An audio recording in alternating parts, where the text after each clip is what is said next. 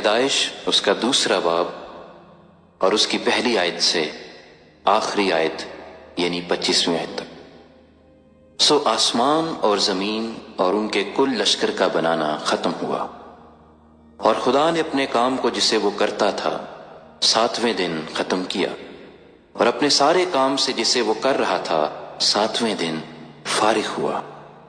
اور خدا نے 7ویں دن کو برکت دی اور اسے مقدس ٹھہرایا، کیونکہ اس میں خدا ساری کائنات سے جسے اس نے پیدا کیا اور بنایا فارغ ہوا۔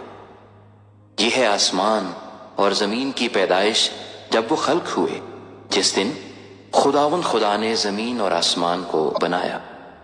اور زمین پر اب تک کھیت کا کوئی پودا نہ تھا، اور نہ میدان کی کوئی سبزی اب تک اگی تھی، کیونکہ خدا نے زمین پر پانی نہیں برسایا تھا، اور نہ زمین جوتنے کو کوئی انسان تھا، بلکہ زمین سے کہر اٹھتی تھی اور تمام روئے زمین کو سیراب کرتی تھی۔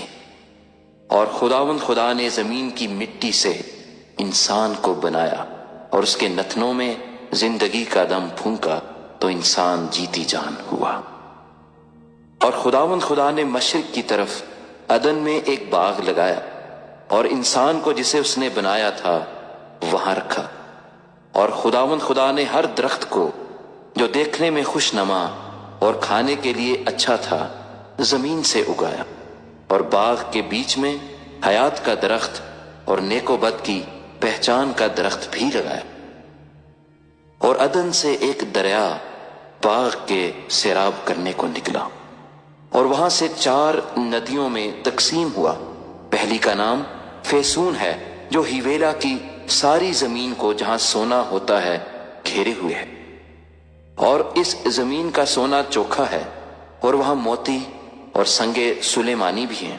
اور دوسری ندی کا نام جیہون ہے، جو کوش کی ساری زمین کو گھیرے ہوئے ہے، اور تیسری ندی کا نام دجلہ ہے، جو اسور کے مشرق کو جاتی ہے، اور چوتھی ندی کا نام فرات ہے۔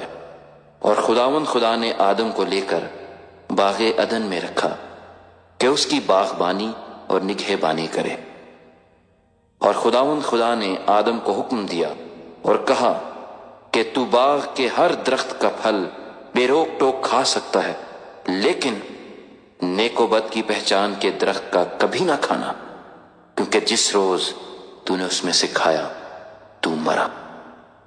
اور خدا نے کہا کہ آدم کا اکیلا رہنا اچھا نہیں، میں اس کے لیے ایک مددگار اس کی مانند بناؤں گا۔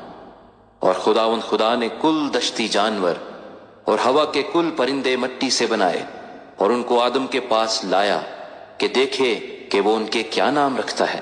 اور آدم نے جس جانور کو جو کہا وہی اس کا نام ٹھہرا۔ اور آدم نے کل چوپایوں اور ہوا کے پرندوں اور کل دشتی جانوروں کے نام رکھے، پر آدم کے لیے کوئی مددگار اس کی مانند نہ ملا۔ اور خدا نے آدم پر گہری نیند بھیجی اور وہ سو گیا، اور اس نے اس کی پسلیوں میں سے ایک کو نکال لیا اور اس کی جگہ گوشت بھر دیا۔ اور خدا اس پسلی سے جو اس نے آدم میں سے نکالی تھی ایک عورت بنا کر اسے آدم کے پاس لایا۔ اور آدم نے کہا یہ تو اب میری ہڈیوں میں سے ہڈی اور میرے گوشت میں سے گوشت ہے، اس لیے وہ ناری کہلائے گی، کیونکہ وہ نر سے نکالی گئی۔